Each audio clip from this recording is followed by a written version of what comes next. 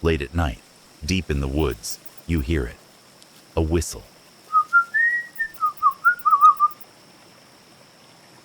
Soft and playful at first, but as you listen, it turns eerie, unnatural, like something mocking you.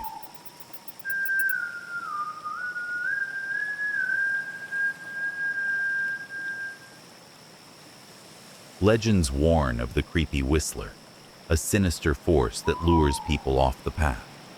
The sound always seems close, yet no one ever finds its source. Those who follow it often vanish, their last moments marked by that haunting tune.